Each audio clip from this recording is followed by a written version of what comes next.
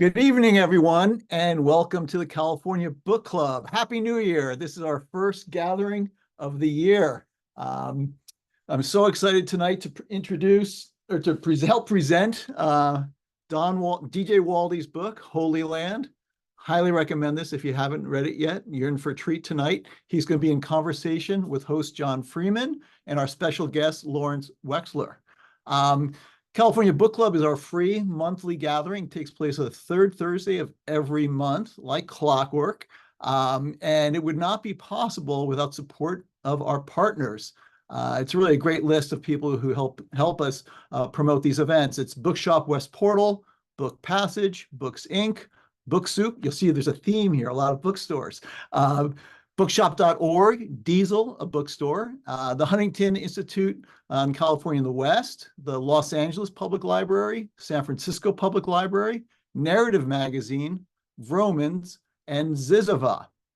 So please support our partners. And again, if you haven't purchased this book, please visit one of them and do so.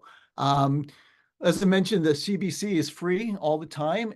We have a newsletter, and during that month, we write essays about the author and this book. And they're available online. If you haven't read any of them, please do so. You can also sign up for our free California Book Club newsletter.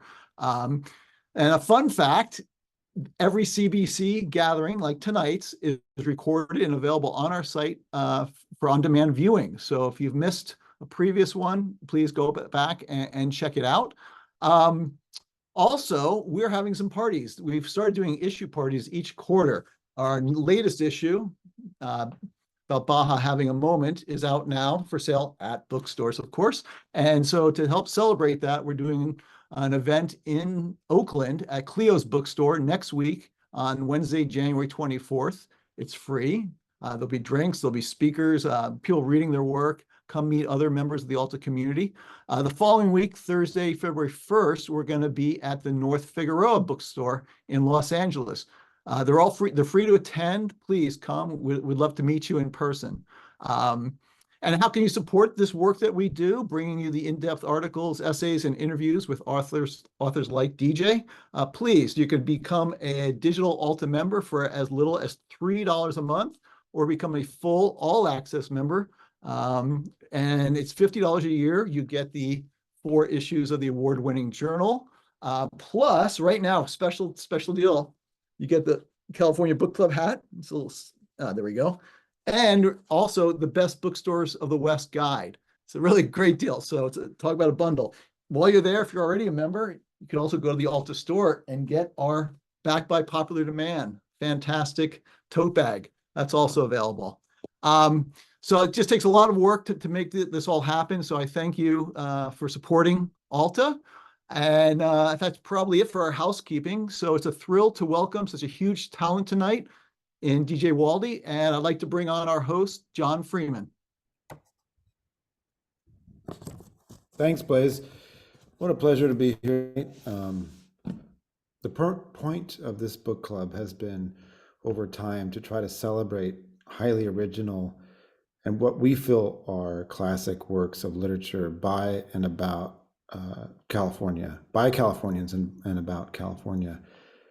And the book we're talking about tonight, Holy Land, a Suburban Memoir by DJ Waldie, it might be one of the most exquisite pieces of narrative clockwork I've ever read. Structured on 316 numbered segments, it is a metaphysical map of Lakewood, California, the planned community of roughly 20,000 or so homes that were built in almost 3 years in the late 1940s, where DJ Waldie's parents bought a home in the late 1940s and where he still lives today.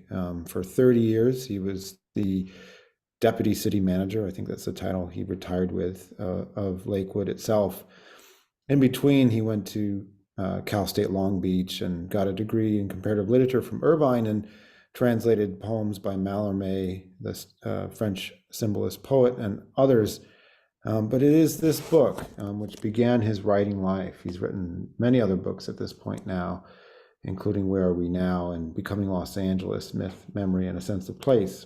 his most recent book. But Holy Land is something so original that I think it has taken nearly 30 years for people to catch up with how prophetic it is and how decent it is, and the mesmerizing way that it layers urban history, design, memoir, and a kind of poetical flaneuring through a space that is so against walking, which is Los Angeles.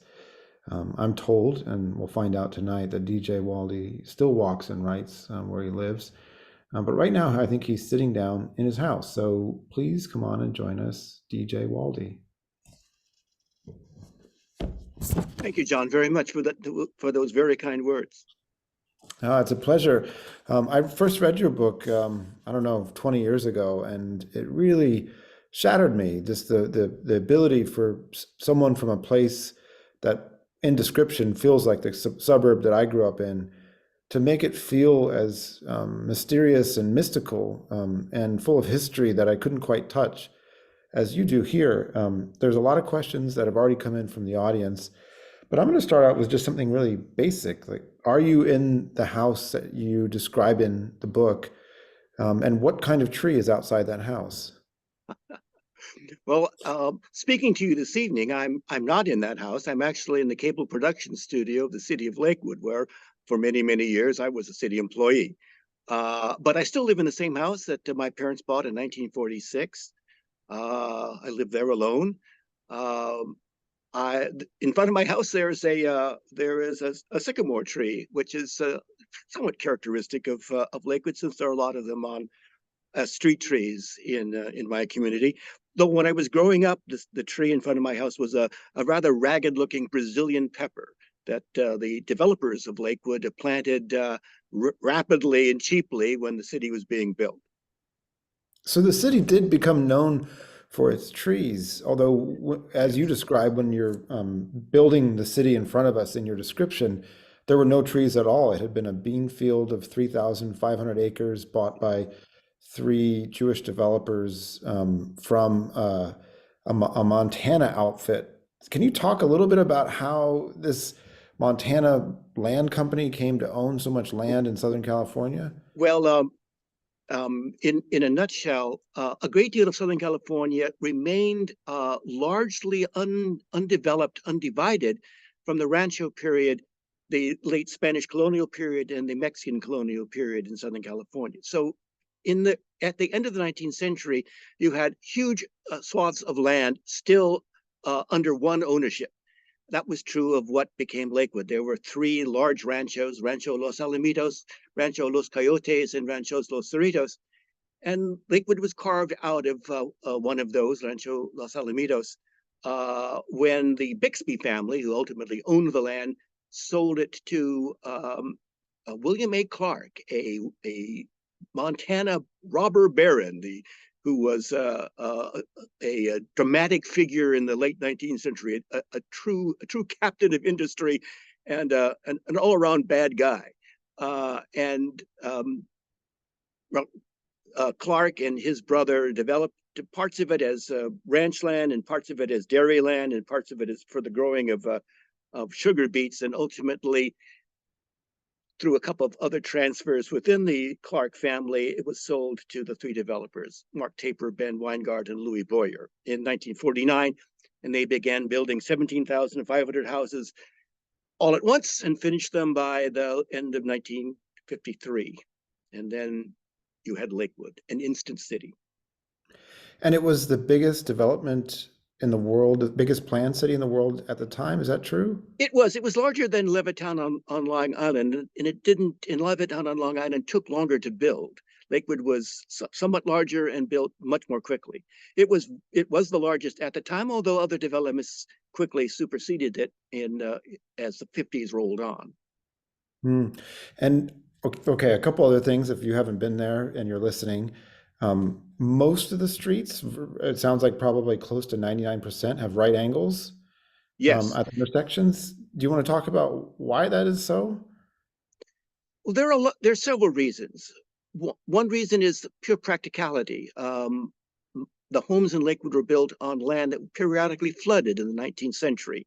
To make those homes sellable, to make them viable, make them possible, the land had to drain easily when it rained. When it rains hard in Southern California, you worry about flooding. And so the streets in Lakewood are gridded in right angles to facilitate the flow of stormwater from city streets.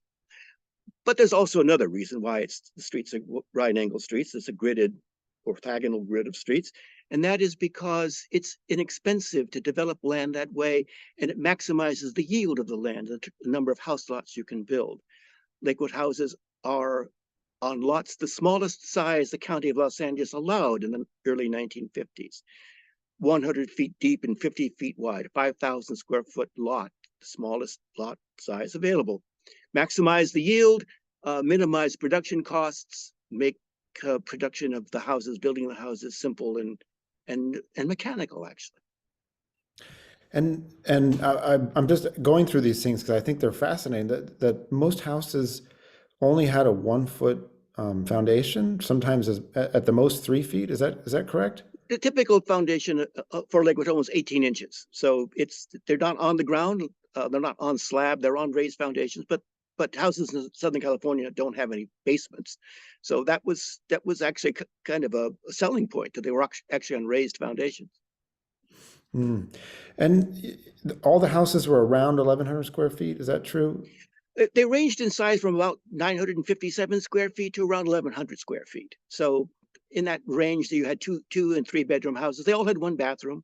They're small houses. The federal government identified them as minimal traditional houses. They were not cookie cutter like the houses in Levittown, which were all the same. They were all Cape Cods in Levittown. Houses in Lakewood were distinguished by different elevations and different layouts of the rooms, but they were small, and they remain small. Do you think you could read a tiny bit from the book? Because I feel like the descriptions in the book are highly accurate and efficient, but they're also deeply poetic. And you can feel in your descriptions the backdraft of that poetry that seems to lift it off the ground. I'll be reading from some things that you and I talked about earlier, if that's okay. Perfect. John, you mentioned that the book is 316 short pieces. I call them bits. They're not really chapters. Each one of them is numbered, and in reading for you, I'm going to give you the section number, and then read the portion that follows. So this is from Holy Land, a Suburban Memoir, 43. This suburb was thrown up on plowed under bean fields beginning in early 1950. No theorist or urban planner had the experience then to gauge how 30,000 former GIs and their wives would take to frame and stucco houses on small rectangular lots next to hog farms and dairies. In Long Beach, some businessmen assumed the result would be a slum. Others wondered if it would be a ghost town. Someone asked the eager promoter sent by the developers, "Who will you sell those houses to? The jackrabbits?" Had you seen the delicate houses then, going up on the track's light gray soil, the ground scraped clean and as flat as Kansas, you might have wondered too. 44. This is not a garden suburb. The streets do not curve or offer vistas. The street grid always intersects at right angles. The north-south roads are avenues. The east-west roads are streets. The 4-lane highways in either compass direction are boulevards.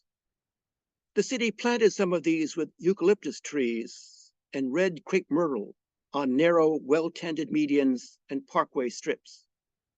People passing through the city often mention the trees. They never mention the pattern over which they pass. 45. The streets in my grid are a fraction of a larger grid, anchored in Los Angeles. That grid was laid out in September 1781. The Los Angeles grid is a copy of one carried from Mexico City to an anonymous stretch of riverbank by Colonel Felipe de Neve, governor of California. The grid the Spanish colonel carried to the non-existent Los Angeles in 1781 originally came from a book in the Archive of the Indies in Seville. That grid. The book prescribed the exact orientation of the streets, the houses, and the public places for all the colonial settlements in the Spanish Americas. That grid came from God. 95. His religion and living in the suburb have taught him shame. It is a lesson he takes on his daily walk to work. He passes the houses of people he does not know, though he has lived on his block for 46 years. His walk into the center of the city is little more than a mile. 96. The San Gabriel River crosses my city. The river channel is completely lined in concrete against a repetition of the disastrous floods of the 1930s. Set in the floor of the San Gabriel River is a smaller concrete slot, a miniature river that flows constantly with a foot or so of water discharged from the county wastewater treatment plant. Only when it rains is there more water in the San Gabriel River than this shallow band about a dozen feet wide. At night, in the reflection of hundreds of street lamps, the substitute river glows.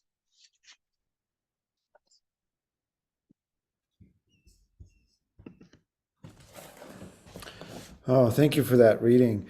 It gets right to the core of the way that this book, which is about a place and about a grid and about the building of that place, is also about what happens on the spirit level and the way that we need, or maybe perhaps sometimes respond to aspects of order.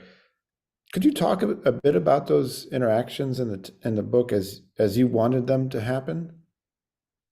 Yes. I think the best way to describe Holy Land is it's a book about the intersection of a personality and a place. Maybe also a book about the evolution of a certain kind of sensibility, a capacity for connecting to a place, even though the place might be unprepossessing, a place that is as ordinary as Lakewood.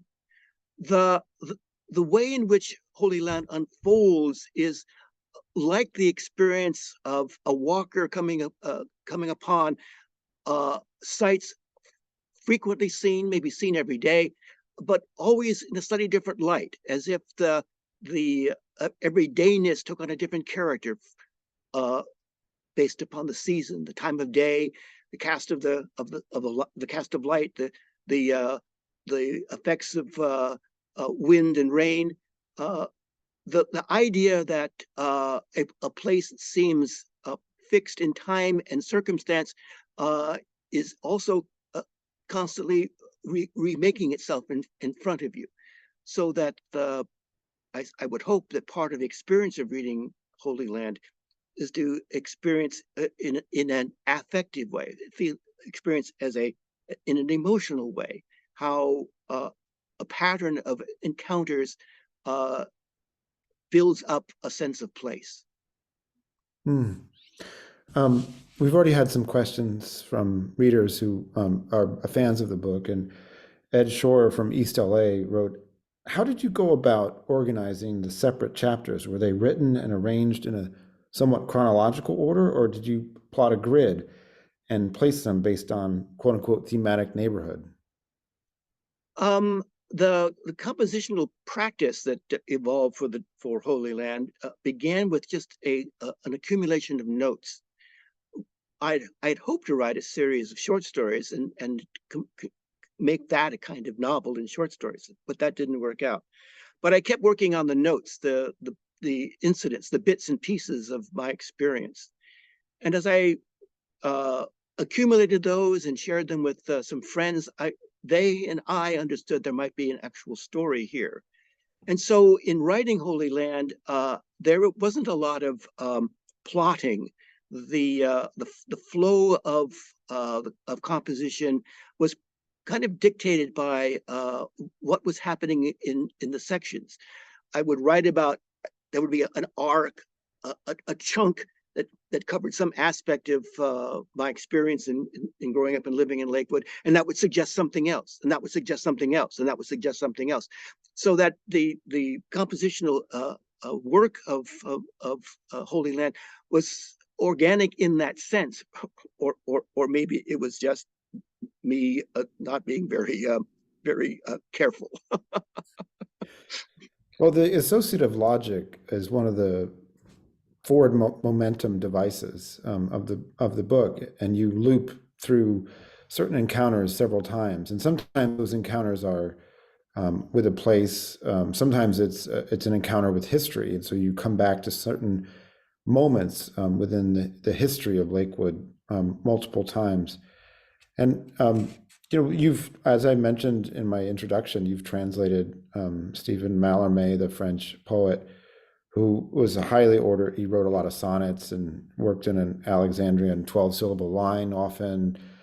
Not the kind of wild poet of Rimbaud and Baudelaire, but a poet of order in some ways, although deeply symbolic. And I'm curious what your feeling is as a writer who sees deeply but uses restrictions.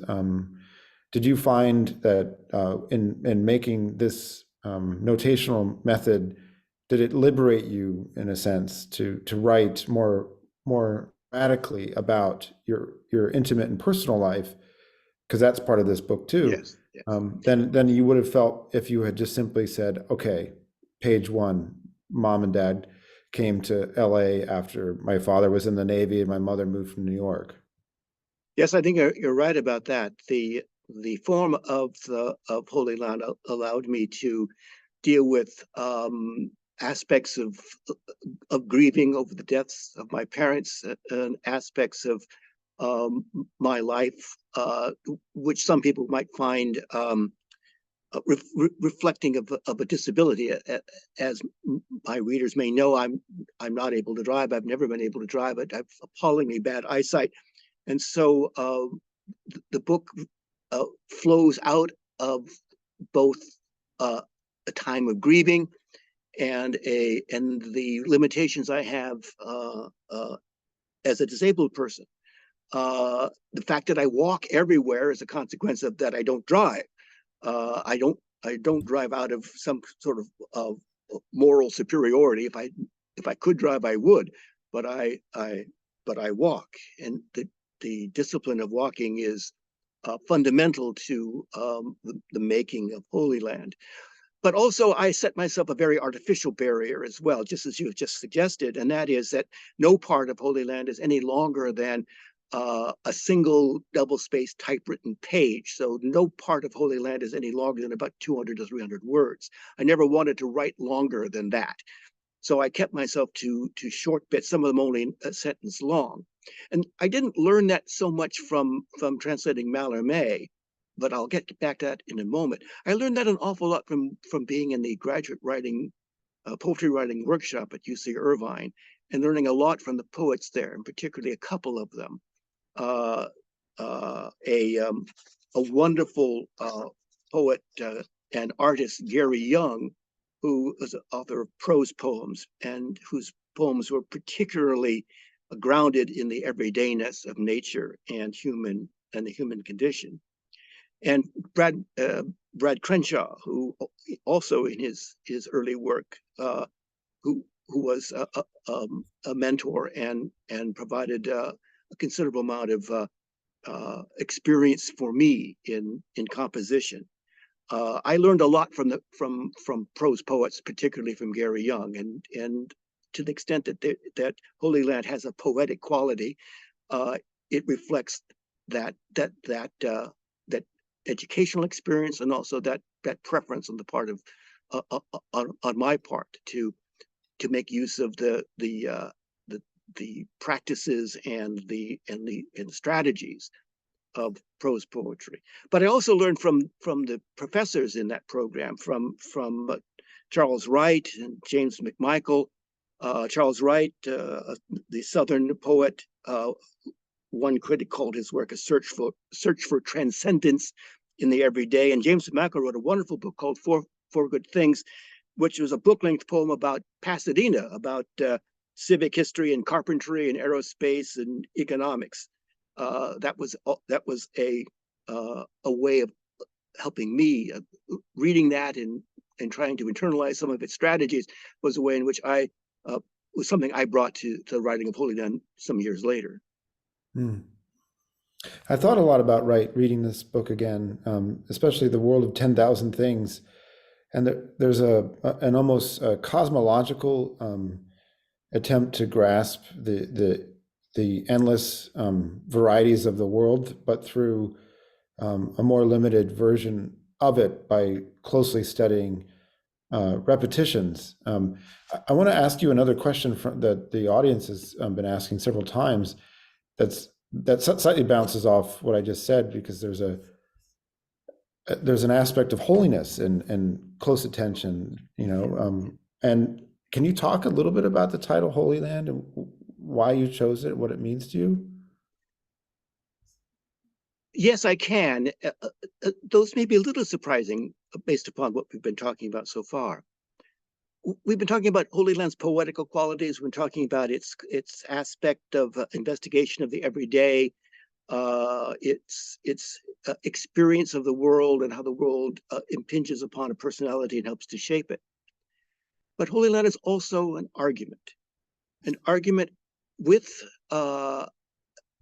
those who automatically disparage suburban places like Holy Land, like Lakewood, and with the notion that lives lived in suburban places like mine are by their nature limited lives, that places like Lakewood are dehumanizing and in the words of some critics of suburban places, the built environment since the end of the Second World War, that suburbs are the place where evil dwells. And so my choice of the title Holy Land was a bit of a thumb in the eye from a suburbanite to those who have a reflexive disregard for places like the one I live in. It is not a paradise. It is not the Holy Land. It is not by any means perfect. But any place where your parents are buried is a sacred place and aspires to the condition of being a holy land.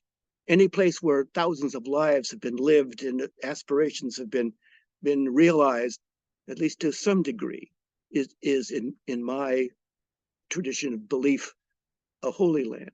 So Holy Land, the title Holy Land reflects both that degree of anger and that degree of awareness that the sacred does flow out of the everyday and the ordinary and the disregarded and the humble. Well, as a suburbanite from Carmichael, California, I can only say bravo to that. I want to ask another question from the audience, which are coming in, and these are really great questions. Dennis Woodson, who's an architect, wants to know, what's the predominant style of homes? Small, affordable homes for post-war purchase? Local zoning ordinance control the allowable size, bulk, and scale to limit mansions out of the character with the surrounding neighborhoods and maintain a sense of place. Also, are there any original orange or lemon groves left? No, there were no orange or lemon groves in Lakewood. It was all pasture and dairy and hog farms. So it was it wasn't it was in no sense that the romantic Southern California of the 1920s and 1930s. Lakewood does have an anti-mansionization ordinance, and very few people have built out to the limits that are set for expansion of homes, for remodeling of homes in Lakewood. There are very few tear downs. Lakewood was a blue collar community when it was sold to returning GIs, who all were, of course, white and not people of color. That's a reality that has to be understood here as well. But Lakewood today is as diverse as LA County is diverse.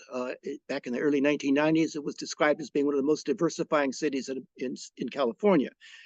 And the character of the neighborhoods, although the homes are 70 years on in age, is not rigid and uniform. You see a lived-in environment that shows 70 years of investment in mowing a lawn and painting a house and planting a garden. Lakewood is interesting to me in its modesty. Lakewood remains a place I want to hear stories being told, because those modest stories are important. Hmm. Well, someone who's been collecting stories and investigating parts of Los Angeles probably since he was born in Van Nuys is here to join us tonight. His name is Lawrence Weschler, and I cannot believe that we are going to put these two amazing minds together. Lawrence Weschler is one of the best writers of nonfiction of the last 50 years, easily. His works include works of reportage and a Passions and Wonders series that includes Mr. Wilson's Cabinet of Wonders, which was a book critic circle and Pulitzer finalist. It's about the Museum of Jurassic Technology, as well as museums in general. And one of my favorite books of his, Everything That Rises and Must Converge, which won the NBCC Award for Criticism in 2006. His latest book is about Oliver Sacks, but mostly he's been writing a Wonder Cabinet Substack, which I highly recommend you go check out. But for now, he's here to ask some more questions of DJ Waldie. Please join us, Lawrence Weschler. Thank you so much. Hi, Don. It's great to see you.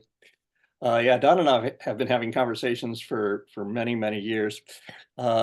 And as you say, I come from Van Nuys. I come from the tract neighborhood between Louise and White Oak, just under Victory Boulevard, which parenthetically is kind of hilarious now because it's in Van Nuys. But when Van Nuys got the reputation of being the porn capital of America, this particular tract changed its name to Lake Balboa, even though there's no lake there, unless there's a flood, in which case there will be a lake there. But anyway, and an awful lot of what you write rings true to my experience as well.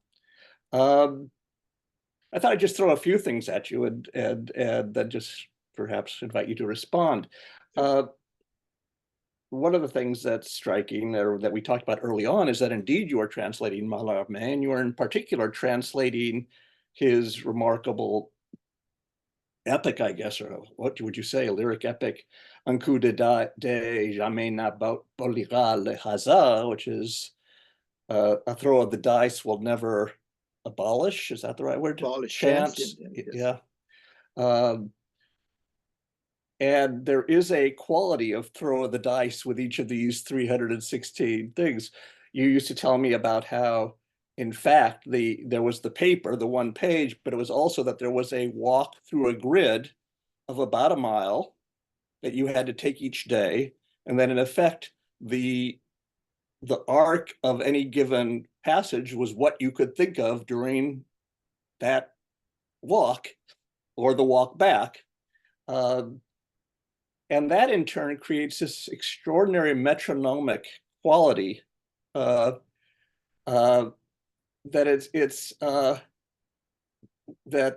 one way I'd put it, by the way, is that all of the sentences breathe. There's this regular breathing.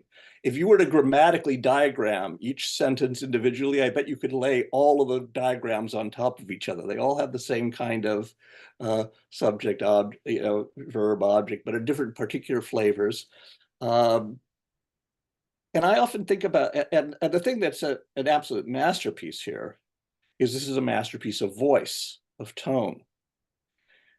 And when I'm teaching, I often talk about, first I talk about structure, and then I talk about voice. And in a way they're related, that what happens is that when you're structuring a text, you're in effect building a larynx. And when you breathe through that structure, you get the voice. And what's amazing about your voice that I have really never encountered before or anything quite like it is that the voice I would describe as kind of tuba throat singing going on. They're like 4 or 5 different voices layering in and out of each other. And you just ask yourself, how is he doing that? How is he going from this, kind of analytical historical thing, which is just facts about this, and you have whole sections on water and where the water is and the geology, and then you have suddenly sections on race covenants, and you have sections on financing, how the finance worked. But then in the middle of all this, suddenly, and it has partly to do with that evenness of the breathing in, breathing out. It's almost like iambic pentameter, but it's not that. It is there is a kind of breathing, and you then have these extraordinary moments about grief on the one hand, about solitude. You have this very strange thing that just comes in little flits and flat. You basically have lived by yourself. At one point, you talk about how you once had a woman friend who eventually, you didn't become a couple. She married somebody else, and that couple now has a daughter at the time of your writing, who basically, I imagine, is a goddaughter or something to you. But in any case, that you suddenly start saying that you're telling all these stories to this daughter, and she just flits in and then she's gone. And that whole pang of that life story is just kind of, just that, and then finally, at the end of the day, I think that what the book is really doing is it's about incarnation. And that you passed that little passage that you were reading before about where the grid came from, and it went back to Spanish, and it was in Seville and so forth, and that grid was made by God. Yeah. But you're not kidding. No, I mean, that's not a joke, as becomes clear by the very end, where you are really talking about the wonder, the marvel of how human beings are incarnated in a sense, in a place, but also, as you say, in a person. yes. And that person comes in and out and in and out. I mean, does that make sense to you? Oh, it makes tremendous sense, Ren. You've got it exactly. The book is an argument. The book is a poem. The book is a sociological exercise. The book is local history. When you say it's an argument, it's like an argument of a metaphysical poet, like a John Donne's argument. Precisely. Yeah, right. Yeah. And it's also a very Catholic book in that sense, because my imagination arises out of that experience and that practice. And so when you say incarnational, of course it's incarnational. The book seeks to suggest to readers that the sacred in reality rises out of the everyday experiences of their lives, and attention to those experiences and the places in which they occur is a incarnational experience, an incarnational event. Something comes out of that. In my case, it was a book.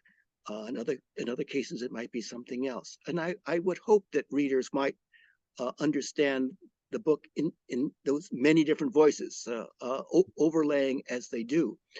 But to also tweak to something you said just in practical terms, every bit of Holy Land was read aloud over and over and over and over and over again, not just sitting in front of a computer screen, but on those half-hour walks to and from Lakewood City Hall when I was working at Lakewood City Hall. And you're entirely right. The rhythms, the internal arcs of the book reflect the physical effort of putting one foot in front of another as I walk from my. By the way, that is part of the rhythm too. It's the rhythm of walking. Yes, it's the rhythm of walking. Yeah. And by the way, we're talking to people there in LA. For God's sake, will somebody please do the documentary of watching Don walk back and forth in those grids and then overlay the text? It's just asking to be done. And it will be such a wonderful, wonderful prose poem of a film if somebody would do it. Just I could just see the feet one in front of the other and so forth. But by the way, this is what's so delightful about this in talking about this book, is that you've got the practicalities of composition. You've got the realities of a particular kind of Catholic imagination, incarnation oriented imagination. You've got an argument about the worth or value of tract house suburbs. You've got, by the way, you've got 3 Jewish developers who create a town which they could not live in. Yeah. Because in 1940 there were not only were blacks not allowed, but Jews were not allowed by the covenants that the Montana people had imposed on the sale of the land. Precisely. The early deeds of homes in Lakewood all have the restrictions of an all-inclusive nature. Yeah. So that's amazing. But then, and I don't want to. Well, this is be careful. This is an alert about I'm giving away something, but just somehow this entire amazing promenade, this argument in the form of a walk, comes at the very end to this extraordinary, talk about Catholic hymn, where you have can you do the Latin dulce lignum? Oh, I can do that, yeah. It's can you actually just read 316? Just read 316 if you have it there. Yeah, I've got it here. Somebody, by the way, also said that 316 is a important. Is that just a coincidence, or is that? That's entirely a coincidence. I didn't want to. John 316 or something. Yeah. Anyway. So for readers who may not have read, for participants this evening who may not have read Holy Land, it ends with the Catholic services for Good Friday. So it doesn't end with Easter. It doesn't end with the resurrection. It ends with that melancholy afternoon and evening. And it ends with a ceremony for Good Friday, which is the veneration of the cross, in which by the way, the veneration of the cross, the grid. Yes. Okay. Yes, exactly. So here's the very last portion of Holy Land, which in some ways does sum the book up. While the congregation knelt and venerated the cross, the choir sang. The hymn the choir sang was Pange Lingua, a hymn traditional for Good Friday. Among its many verses are some addressed to the cross itself. Dulce lignum, dulces clavos, dulce pandus sustinet. Sweet the wood, sweet the nails, sweet the weight you bear.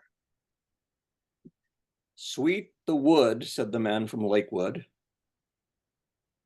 Yeah. And sweet the nails, said the man who had written about the building nailing of it an together. entire, nailing it together. And sweet the weight you bear. I mean, that's again that incarnational quality. And I say that to you as a Jew who just read this thing and just couldn't. It was just completely amazing and overwhelming to me. And it remains that way, just having read it again. You've been very kind, Ren, and it's delightful to reconnect over this book. We've had some wonderful conversations over the years. You've had me speak about my work at other in classes and other settings, and I'm very grateful for your attention over all these years. Thank you. Thank you. Thank you, Lawrence Weschler. We'll call you back in very, very shortly. More questions have come in for DJ Waldie. And I just want to try to get to them as quickly as possible, because one of them is just simply a comment from Karen Ullman, who lives in Long Beach and worked in home health in Lakewood for over 20 years. She says, your book made me really enjoy the travel my job required throughout the city and appreciate its charm and history. You answered so many questions about the city. I was especially amused with the story of how the streets were named. As a dog lover, Freckles Road delights me. I still recall segments of your book as I drive its streets. Thank you. Oh, very kind. Oh, very kind. For those of you who haven't read the book yet, there is a really beautiful section about naming the streets. And is there anything you can say about the sort of arbitrariness? I mean, it seems like At some point, one of the developers' sons took over naming the streets and sort of named them after friends and Yeah. dogs and I don't know what people think, how places get their names, how things that they may have grown up with, they may remember their whole life. I grew up on Oak Street. How come that street got named Oak? Why is it that you remember that? And that some arbitrary decision made by some relatively uncaring functionary in the developer's office gave names to these streets and named them after lawyers and accountants and girlfriends and friends of friends, and in one case in Lakewood, named it after a dog that had been run over. Freckles Road. It's named after a Cocker Spaniel that had been run over. I mean, here's part of what's going on in Holy Land is the contingencies that create settings for memory, contingencies that create aspects of one's self-identity that flow out of just the arbitrary realities of how things get done. I love that phrase, settings for memory. That someone in the audience who's a writer, and there are many, I can just see them in the comment section, has kind of run with that. Speaking of which, I'm going to try to combine two comments here into a comment / question.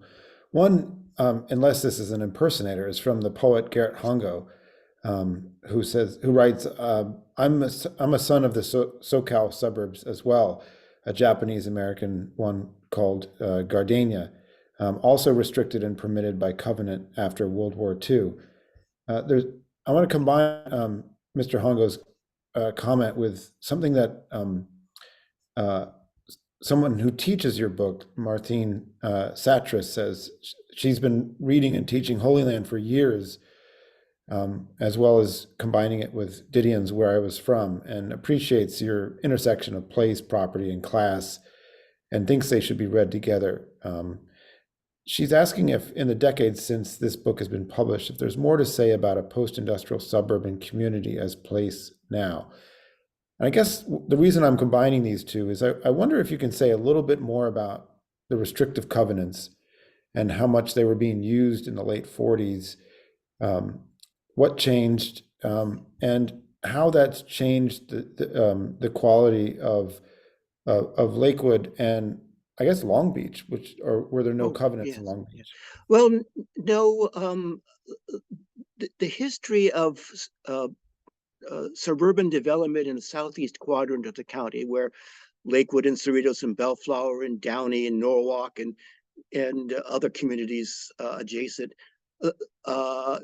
grew up in the late 1940s into the 1950s. That the story of that, of course, is grounded on housing segregation. When the properties that broke up the great ranchos were being sold off, they were all sold off with covenants that restricted ownership to Caucasian owners, to white owners, excluding everything else, including Jewish buyers.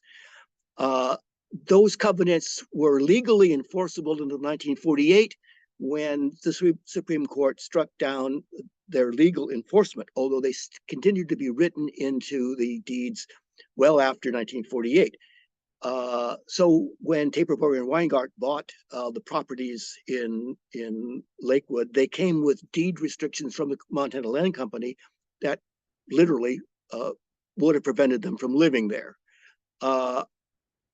They, however, did not abide by those covenants. They were eager to sell to Jewish home buyers, and they did. So that was a break with the development tradition in Southern California. But Lakewood was all white when the first census was taken in 1960. There was no one living here in 1950. 1960, Lakewood was essentially all white. Well, that has dramatically changed since the late 1980s. And as I said earlier, Lakewood is as diverse as the county of Los Angeles is diverse. And in the 1990s, it was one of the most diversifying cities in California. My neighbors are Black and white, brown, Asian, they're Laotian, Cambodian, Korean, Filipino, literally the great immigration depot, if you will, of Southeast LA County. Lakewood was an affordable community to buy into until nothing in California became affordable. And so it was a destination for lots of first-time home buyers. That helped to make it then and makes it today a wonderful place to live. I love the way that you stage and scale information across this book, especially, right, covenants do not come into the book until much later, but in the way that it loops through, you're constantly telling the readers information that they have not realized that they don't yet have. And so you, at some point, drop in the fact that many of the farmers who were on the land in the early 40s were Japanese. Yes. You work your way backwards to the information that this grid that is underneath everything was brought by the governor from Mexico City, but it came from Spain. And as you work through this wheel, I wonder if I guess the book is a superior piece of information technology. Hmm. And it says this is how information actually can be fed into the story of a place. And I guess I wonder, as someone whose book also lives in urban history and design, how do you feel about the ways that places tell the stories of themselves? You've had to write, you did write a history of Lakewood, a more straightforward Yes. one. Yeah. How did you do that versus this? Was it much more direct? How did you scale the information?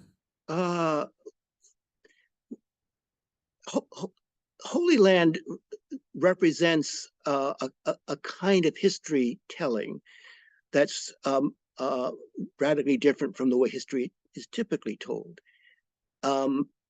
The kind of telling that it tries to do has taken on the name of affective history, history that a history that records how the historical events occurring then and in recollection, how they are felt emotionally.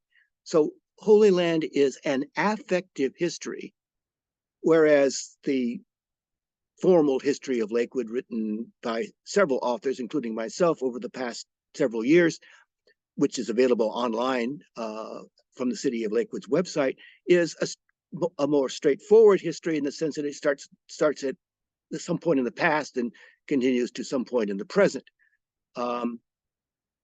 That kind of history is valuable for the way it delivers information. I think the way affective history is valuable is the way it delivers information colored by the presence of an imagination, colored by the presence of the author's feelings. It is it's not psychohistory, although some people have called it that, but it is history informed by the sensibilities of the author. That's right. I did think a little bit of Guy Debord when I was reading this, not just the numbered sections, but his definition of psychogeography as a kind of collision of sensibility and memory and place, and what Yes. makes those intersections make possible by terms of thought. Jeff Dice has a comment and a question. He's curious whether you've heard of the California Forever project in Solano County, where a group of Silicon Valley investors are pursuing a ballot measure to bypass normal planning steps to get permission to build a new city of 50,000. Do you think this development throwback to the 50s and 60s makes sense in California today? You know, I've heard of it and have read a little bit around it. I'm skeptical. Perhaps recent history has warned me off the big ideas of billionaires. I'm rather skeptical of. You know, the new urbanist program that began in the 1990s promised to build brand new suburbs that were going to be perfected versions of Lakewood. and a few of them have been successful as marketing campaigns, but I don't know how successful they've been as communities.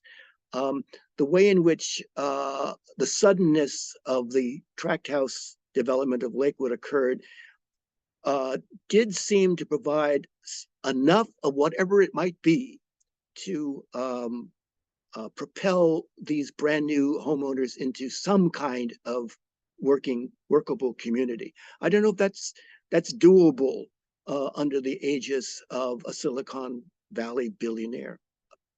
I'm skeptical. Kathy Ruzioni says, this wonderful book has been a touchstone for me as a child whose family moved to Holly Park near Inglewood when it was first built, in former bean fields too. I walk those streets in my memories with great comfort.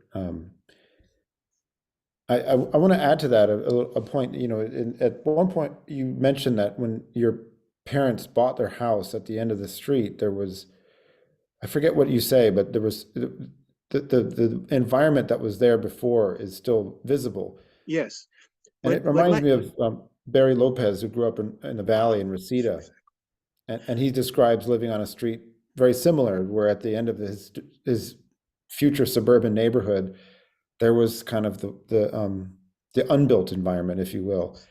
And I wonder if you have any ideas about growing up in that kind of transitional stage, and how if that had any effect on you as a person whose imagination was shaped by this place. Yes, I think I can speak to that in a couple of dimensions.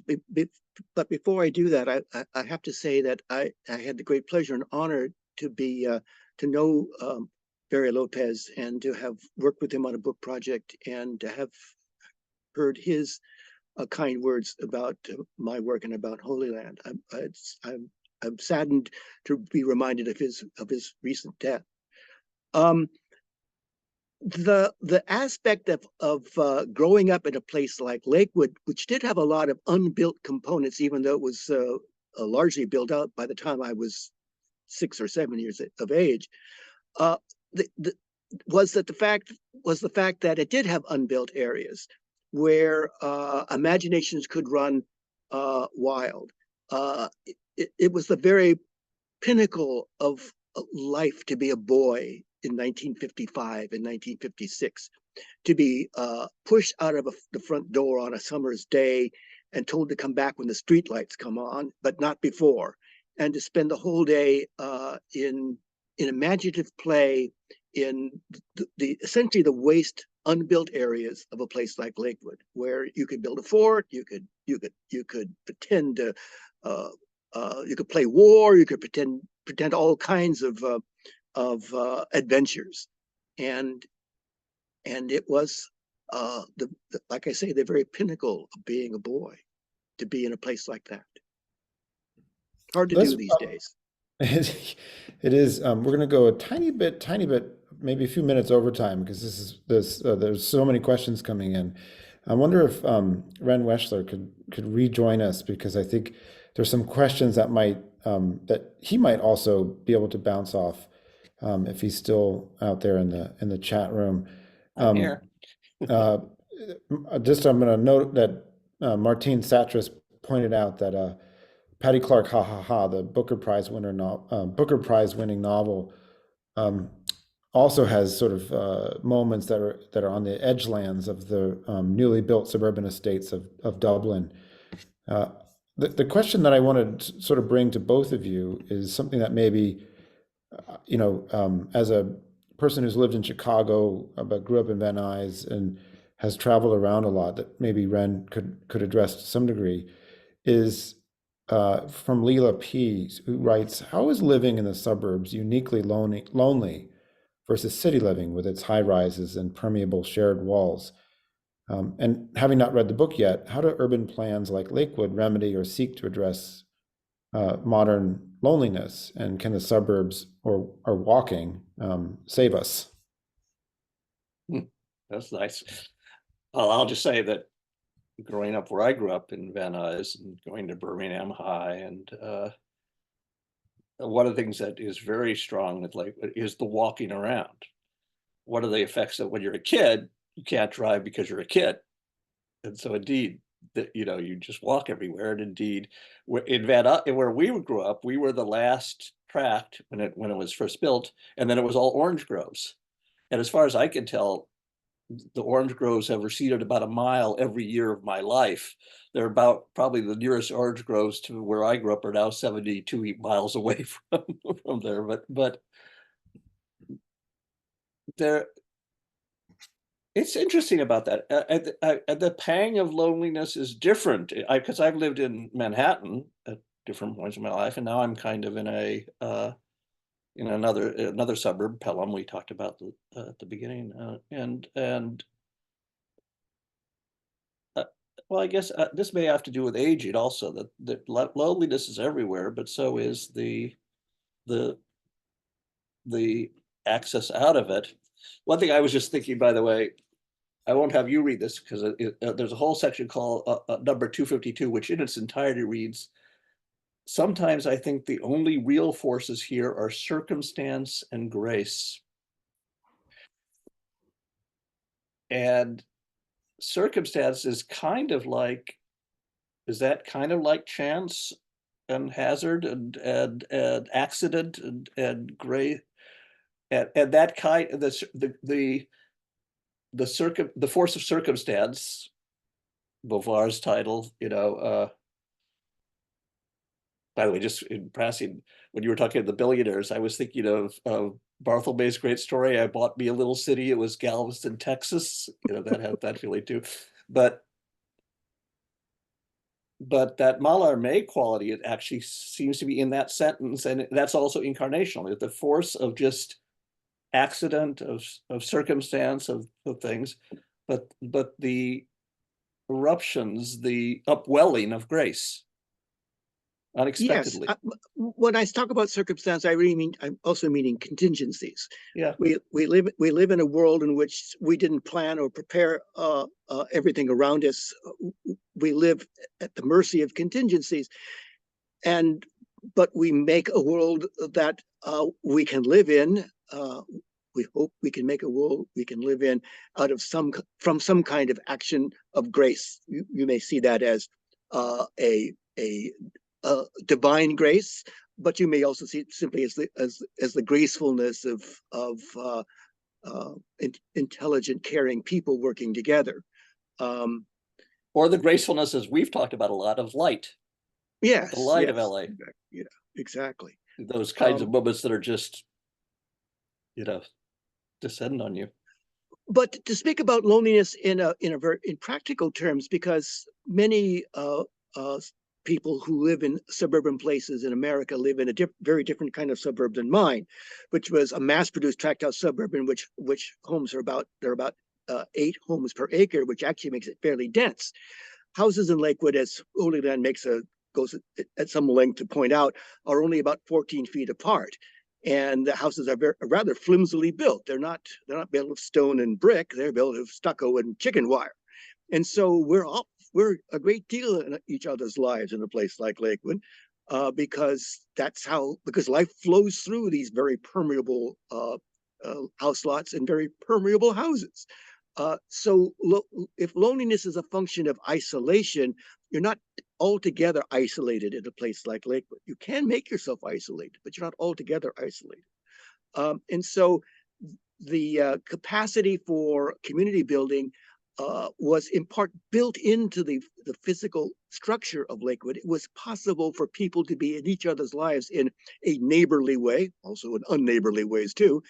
And as a consequence, community rose out of this accumulation of lives in small houses on small lots. Much of that's harder today. It's very much more difficult to extract community from the very busy and complicated lives that people live in, and the difficulties, the material difficulties of living in the early 21st century and its economic and social and other effects. But it's also screen life. Yeah. But all the screens that we have. But it's not altogether impossible to find community in a place like Lakewood, and indeed places like Lakewood. Lakewood itself has a vibrant civic life built around families and homes. Although those families are much different looking and much more differently structured than they were in 1953. So there is, John, the best way I can describe myself is I'm a skeptical optimist. I think my life in Lakewood has encouraged me to see this place in ways that reassure me that a decent life can be lived here. And from my faith perspective, from my faith traditions, I would say a redemptive life can still be lived here. Well, that is a beautiful sentiment and belief, and I would love us to walk out on it. This has been a fabulous conversation. There's so many comments we haven't been able to get to. Most of them just thanking you for the book, having read it. People from Menlo Park, people from Walnut Creek growing up back when those developments were first being built, and a lot of people who learned to appreciate where they were from in California, having read your book, which I think is got to be one of the finest things to be able to say about a book, which is about a very specific place too. Lawrence Weschler, DJ Waldie, it was such a pleasure and an honor to have you both here and to talk to you. Thank you very much. And hopefully we can do this again in another 32 years. Well, again, a great honor to be recognized this evening and to interact with so many wonderful readers or soon-to-be readers. Ren, always a joy to hear your voice and wrestle with your complicated and lively thoughts. And John, again, I thank you very much for the piece in today's Alta Online, a very perceptive essay about Holy Land, which was the first thing I read this morning. Thank you very much. Oh, you're welcome. It was my pleasure. Blaze, I think you're coming back on to walk us out. Yeah. There we go. A little technical difficulties. Wow. Thank you so much, the three of you. What an evening, and thank you everyone for joining us.